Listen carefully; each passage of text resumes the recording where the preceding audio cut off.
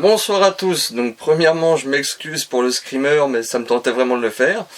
Et je vous souhaite la bienvenue dans cette nouvelle vidéo où je vais traiter d'une malédiction. Plus particulièrement la malédiction du garçon qui pleure. Derrière moi vous pouvez voir ce fameux tableau. Il aurait la particularité d'être maudit. Avant de parler de la malédiction du tableau, il faut d'abord en apprendre plus sur son histoire, sur la personne qui l'a peinte, sur le garçon en lui-même qui est représenté car c'est un portrait. L'artiste qui se cache derrière ce tableau, c'est Bruno Amadio, que vous pouvez voir juste ici en train de peindre justement le tableau de l'enfant qui pleure. Nous avons peu d'éléments sur Bruno Amadio. Tout ce que l'on sait, c'est qu'il est né le 15 janvier 1911 à Venise, qu'il a fait l'école des beaux-arts et que pendant la Deuxième Guerre mondiale, il a été mobilisé. Et c'est là qu'il a pu voir la détresse des jeunes. Il a vu beaucoup d'enfants pleurer et tout ça. Et c'est ce qui a beaucoup joué dans sa carrière, on va dire, d'artiste peintre. Après la guerre, l'artiste décide de vivre en Espagne, à Séville puis à Madrid. Il va alors trouver le pseudonyme de Giovanni Bragolin pour signer justement ses tableaux de l'enfant qui pleure. Ces peintures sont un tel succès que plus de 50 000 copies vont être faites à travers le monde. Donc c'est dire quand même l'importance de ces tableaux-là. Moi-même étant petit, ma mère adorait ces tableaux-là et on avait 2 ou 3, je crois, si mes souvenirs sont bons. Et du coup je connaissais déjà un peu on va dire, le tableau en lui-même, mais pas son histoire. Et maintenant je vais vous parler de l'enfant qui se trouve sur le tableau. En 1969, Bragolin rencontre Don Bonillo, donc le garçon qui a servi pour ce portrait-là.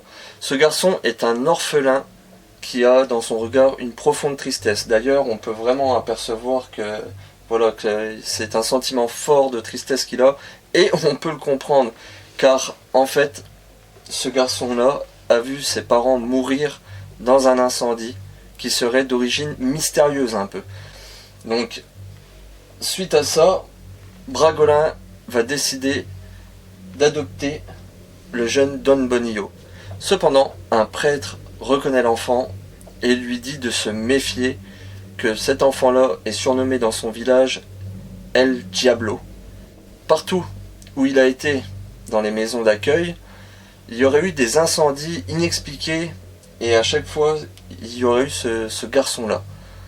Donc, Bragolin va pas forcément croire le prêtre, il va dire bah c'est tout, c'est des rumeurs, en plus c'est vraiment un pauvre gamin, il a perdu ses parents, donc il va décider de prendre le jeune enfant sous son aile et de l'adopter. En 1969, il va peindre du coup le portrait de cet enfant et peu de temps après, il va y avoir un incendie dans son atelier. Donc là où l'artiste fait ses peintures, un feu va se déclencher et du coup Bragolin va croire du coup à la mystérieuse rumeur de El Diablo et va décider d'abandonner lui aussi le jeune Don Bonillo. Le garçon va totalement disparaître jusqu'en 1976. Il va y avoir un accident de voiture dans la périphérie de Barcelone et la voiture ainsi que le conducteur sont morts brûlés. Cependant, le permis de conduire, bien qu'un peu brûlé, est retrouvé. Et il appartenait à Don Bonillo, alors âgé de 19 ans. Et c'est ainsi que va commencer la malédiction du tableau de l'enfant qui pleure.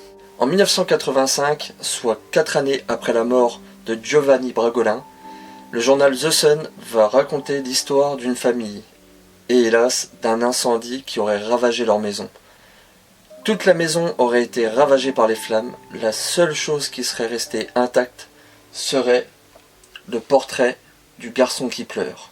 L'incendie serait d'origine mystérieuse, donc ils ne savent pas vraiment comment l'incendie a pu avoir lieu. La seule chose qu'on sait, c'est qu'il ne restait que le tableau de l'enfant qui pleure.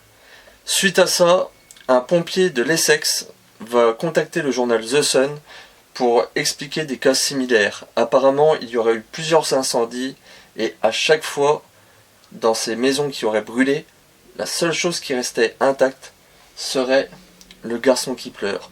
Donc il va commencer à y avoir une sorte de rumeur, une sorte de malédiction tout autour de ce tableau. Donc on expliquerait qu'en fait, ce garçon qu'on appelait El Diablo porterait malheur. Du moins, le tableau porterait malheur à quiconque posséderait ce tableau-là et provoquerait des incendies mystérieux. Donc pour le moment, j'ai pas à me plaindre. Ma maison n'a pas pris feu pour l'instant, donc tout va bien. Cela va tellement faire polémique que le journal The Sun va demander à tous les lecteurs qui ont ce tableau-là de leur envoyer le tableau pour faire un gros feu de joie de ce tableau-là.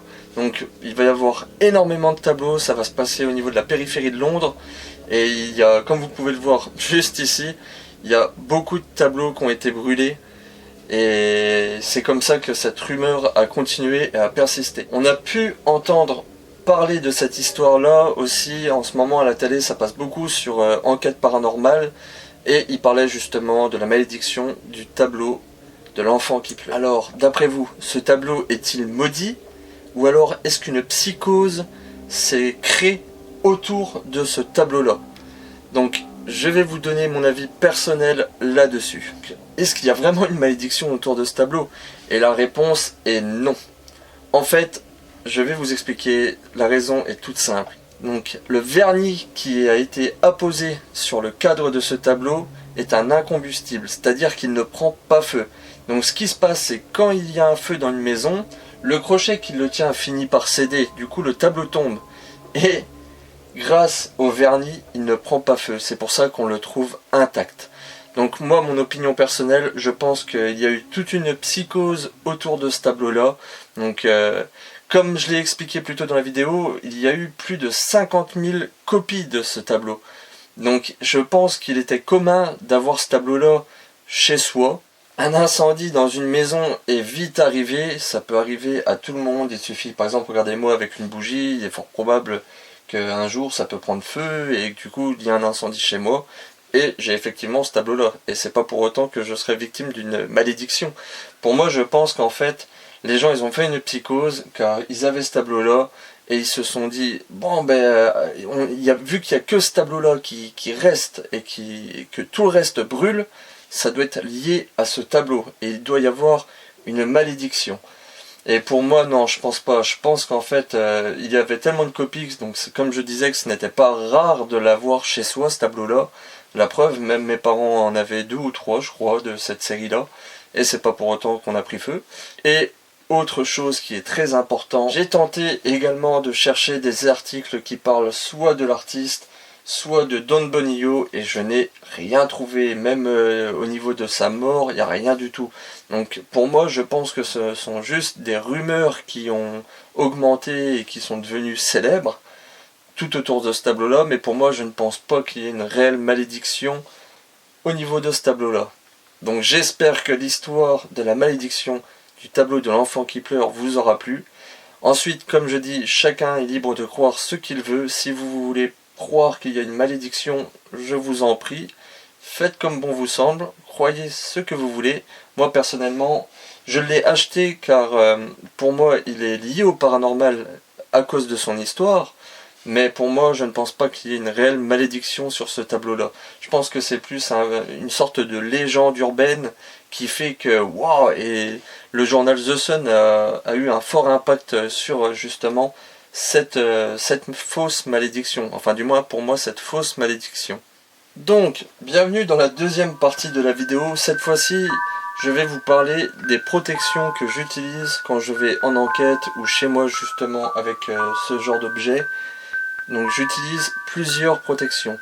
La première, ce sont les pierres. Donc comme vous pouvez le constater juste ici, j'utilise ces deux pierres-là. Donc à ma droite, vous avez l'œil du tigre et à ma gauche, vous avez l'obsidienne à œil céleste. Donc ces deux pierres auraient la faculté d'être des pierres de protection très puissantes qui protégeraient contre tout ce qui est bas astral, mauvaise énergie, tout ce qu'on appelle le mauvais œil, tout ce qui est tout ce qui est vraiment mauvais. Donc j'ai un petit rituel aussi pour purifier ma maison. Donc j'achète de la sauge blanche, donc que vous pouvez voir juste ici, Et en fait, avec la fumée de la sauge, ça aurait la particularité de purifier votre environnement, la maison, de chasser vraiment tout ce qui est mauvaises entités, tout ce qui fait partie du bas astral. Donc quand je vais en enquête et quand je vais dans des lieux où c'est qu'il y aurait la réputation, on va dire, d'avoir des choses pas très correctes comme des démons et tout ça, j'aime vraiment avoir de la sauge, comme ça je peux vraiment purifier les lieux chez moi. Et même des fois en enquête, ça m'est arrivé par exemple dans le château de la Luxure, où c'est qu'avant de partir, on a purifié vraiment la pièce et tout autour de nous, et on a demandé à ce que s'il y a quelqu'un avec nous, que la personne ne nous suive pas, que ce soit du bas astral ou non. C'est quelque chose que je fais à chaque fois, je demande à ne pas être suivi. Et les personnes avec qui je tourne le font également, ils demandent à ne pas être suivis. C'est quelque chose que je mets pas forcément dans la vidéo, enfin au montage de mes vidéos, mais quand je me rends dans un lieu, je prends toujours le temps d'expliquer qui je suis, ce que je viens faire dans le lieu, car comme je dis, je ne suis pas chez moi, mais chez eux, et je me mets un peu à leur place. C'est comme si en fait quelqu'un venait chez moi comme ça, sans que je sois au courant, et qui se balade de pièce en pièce, sans me dire en gros, qu'est-ce qu'il fout là, quoi. Donc personnellement je le prendrais mal, donc je préfère prendre le temps d'expliquer qui je suis, ce que je fais dans les lieux, et on va dire que c'est une sorte de respect. Et pareil, donc quand je pars, comme j'ai expliqué tout juste avant, je demande à ce qu'on ne me suive pas, je remercie toujours pour les résultats qu'on peut me donner, et ouais, non, c'est quelque chose auquel je tiens et que je ferai à chaque fois. J'utilise également des objets religieux comme des chapelets, et j'ai fait une petite trouvaille dernièrement, ceci. Donc je sais pas si on le voit bien, mais c'est une médaille de Saint Bénédicte. Donc la médaille de Saint Bénédicte, qu'est-ce que c'est? Donc c'est un symbole religieux, on va dire ça comme un talisman, qui repousserait tout ce qui est entité démoniaque. Donc d'après ce que j'ai pu lire sur cet objet-là, ça serait en fait des objets qu'utiliseraient les prêtres exorcistes quand ils pratiquent justement un exorcisme. Ils auraient cette croix de Sainte Benoît. Donc il est pas rare aussi à l'époque, en fait, pour on va dire purifier la maison et pour protéger la maison ainsi que ses habitants, enfin même au niveau des églises si je me trompe pas, il était courant en fait de prendre des médailles comme ça de Sainte Bénédicte et de les mettre au niveau des fondations. Comme ça, c'est une protection permanente de la maison. Donc j'ai eu le plaisir de trouver cette petite médaille là donc dans une brocante, tout comme le tableau, je l'ai eu aussi dans une brocante, et parce que des fois on peut faire de super achats.